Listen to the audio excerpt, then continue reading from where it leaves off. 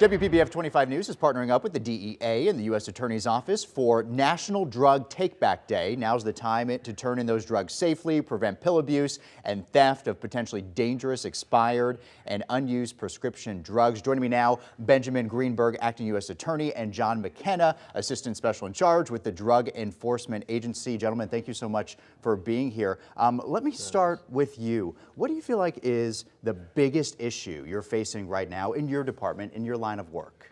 The biggest issue right now is the opiate epidemic that's going on in the county, and it all stems from the abuse of the pills.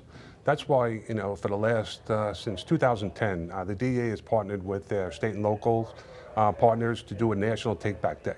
And this Saturday from 10 to 2, there'll be collection bins throughout the county where people can drop off unused prescription drugs, anonymous, no questions asked, and that would be a great start to helping us out with the pill epidemic here. I got to think those take-back events often pretty successful. Absolutely. We get thousands and thousands of pounds collected throughout the whole United States and again, we do this twice a year. We partner with the U.S. Attorney's Office, our state and local partners, and it's a huge success. And Benjamin, you do a lot of work with town halls and getting out there and engaging the public. Well, give me an idea what those town halls are like if someone's never been to one. Well, part of it is that we really need to raise public awareness to this crisis, and it has become a crisis. It's a national crisis, it's a law enforcement crisis, it's a financial crisis, and a personal crisis when it affects members of our community. So we're trying to go out there and show, first of all, that law enforcement cares about this issue and that we're focused and that we're going to be aggressive, whether it's prescription pills, heroin, or synthetic opioids. But the other part of it is we have to focus on prevention and treatment because there has to be a holistic approach. We can't just arrest our way out of the problem. We've got to look at the problem at a much larger level. Now, unfortunately, now in the 21st century, it seems like there are a number of things or a number of crises out there. It's a word through the media that sometimes people just get too used to hearing. Paint a picture for me. Why is this a crisis? If I have a family and I don't have any experience with this addiction issue, give me an idea. Why is it such a crisis, especially here in South Florida? Well, I think part of the problem is that prescription opioids are so easy to get. There are statistics that show that in some states there are more prescriptions for opioids than there are people in that state. Wow. And a lot of the times those prescriptions are necessary. But what happens is because they're so ubiquitous and available to so many people, it's very easy to get hooked on those opioids, prescription opioids. Once that happens, a couple things can happen.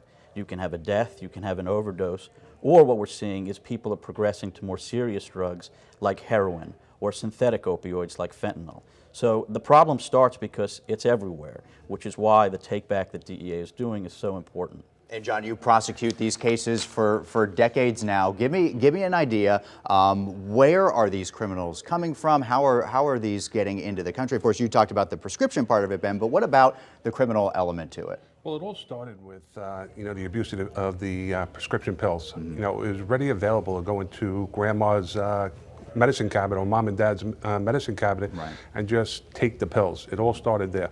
Since then, it's morphed into synthetic drugs and heroin because the prescription pills got so expensive on the street, they were going to a cheaper alternative, which was heroin.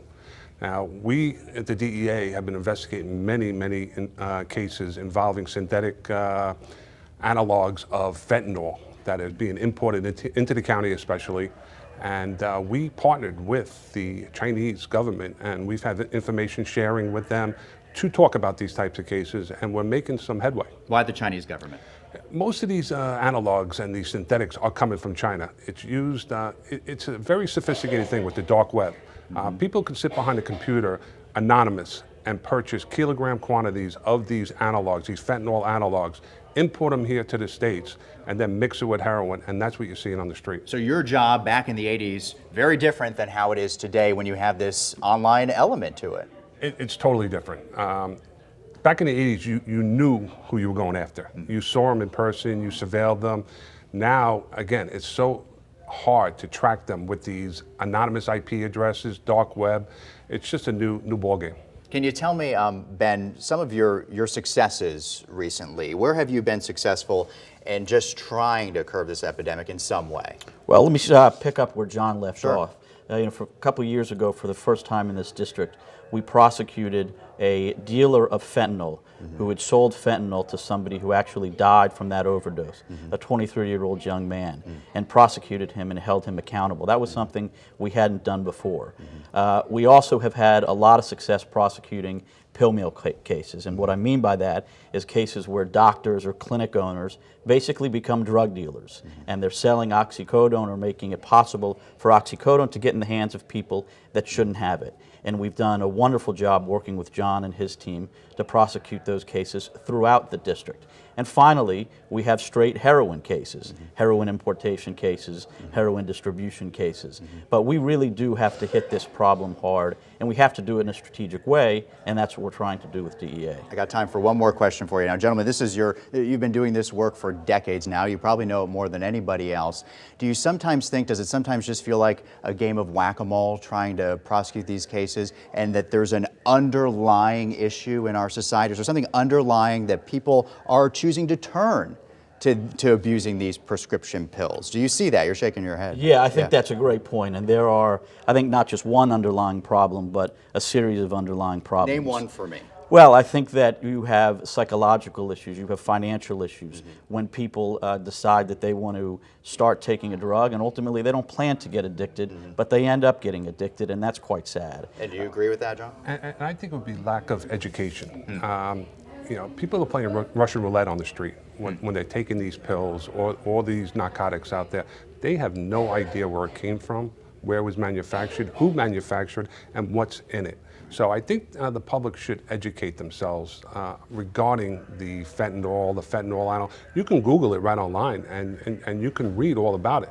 I think education is one of the key elements here. And we have people taking elephant tranquilizers. I mean, that is how powerful some of these drugs are. Gentlemen, thank you for being here. Let's just tell you a little bit about the Take Back Day that we're doing. It's April 29th. It's from 10 in the morning until 2 in the afternoon. We're going to be at 2 locations in our area. One is at the Palm Beach Gardens Police Department. That's on North Military Trail. The second is on the Treasure Coast at the Sewells Point Police Department. I'm going to be there on Saturday.